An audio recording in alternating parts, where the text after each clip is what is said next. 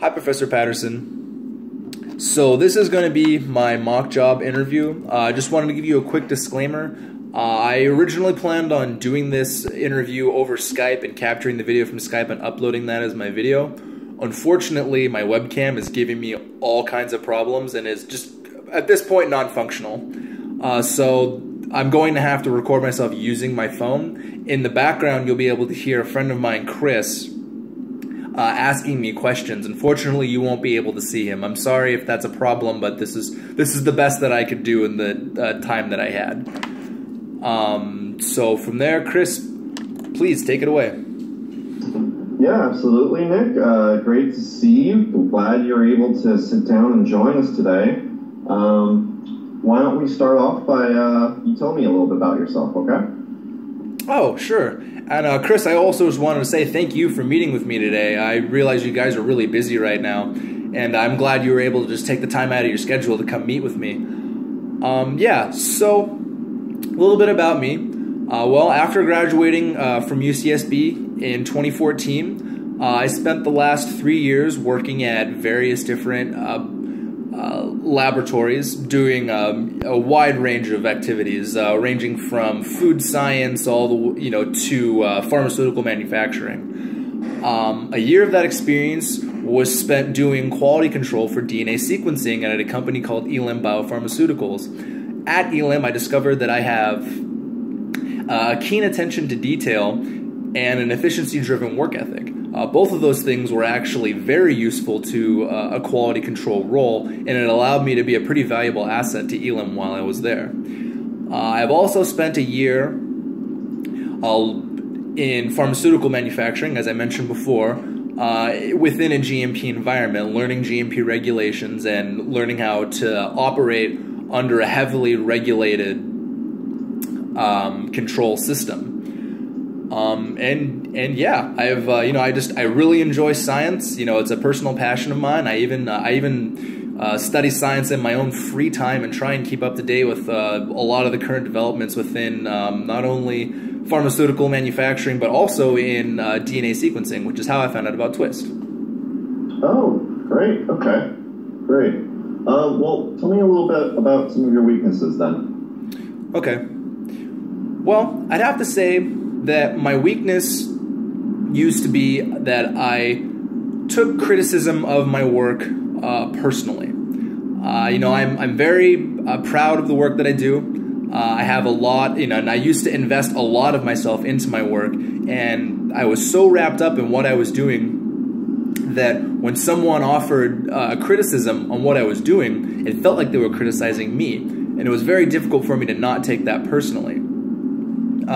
After realizing this, I decided that I needed to change. I needed to be able to take criticism of my work and use that to do better work.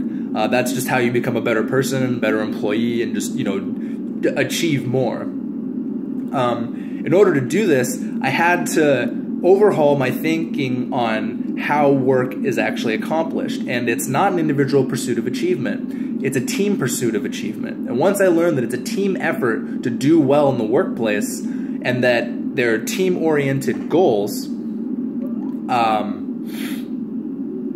I was able to distance myself from that work and view it more objectively. And once I could take that distance from the work and view it objectively, I could take criticism and actually incorporate it and use it to make the work better. The work was no longer me. It was something that I was doing for the company in order to help the company and by and large help my team, help my coworkers. That's great. That's fantastic. So why Twist then? What made you come over today, talk with us? Well, as I mentioned before, I stay up to date on DNA sequencing technologies, but, there's really a couple of main reasons why I'd really like to work for Twist. One of those reasons is that you have a groundbreaking and disruptive technology. In the last 6 years, you've gone from opening a manufacturing facility and getting all the way to commercial levels of production of oligonucleotides, which is a very rapid growth. You also have had consistent startup funding over this 6-year period as well, which shows great stability in the startup space and that this isn't just a fad and that you guys are around you guys are trying to stick around and really make a go of this company.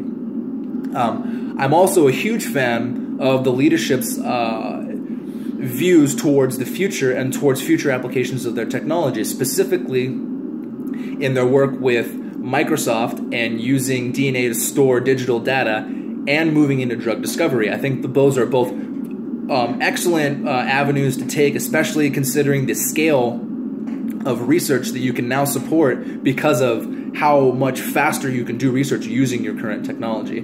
You know, I really want to be a part of that. I really want to be a part of genomics. I know it's gonna explode in the next 10 to 15 years, and I think this is the right place to be for me right now.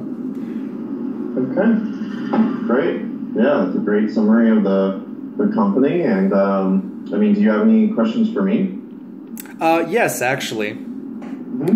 So, Chris, if there was one thing you could change about the company culture at Twist, what would it be?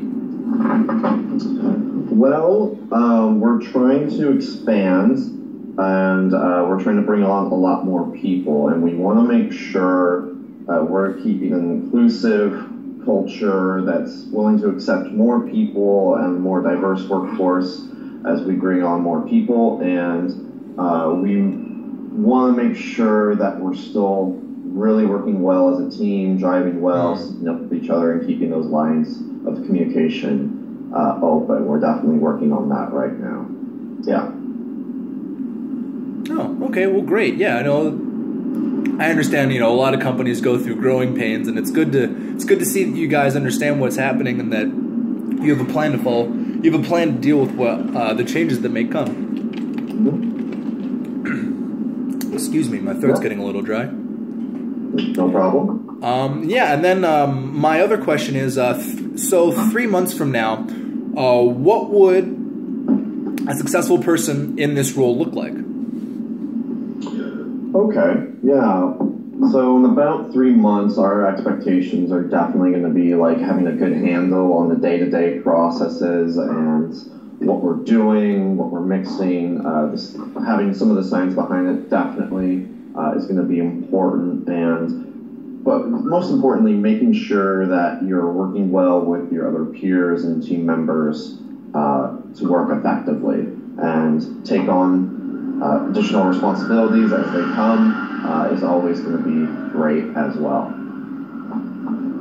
Oh, okay.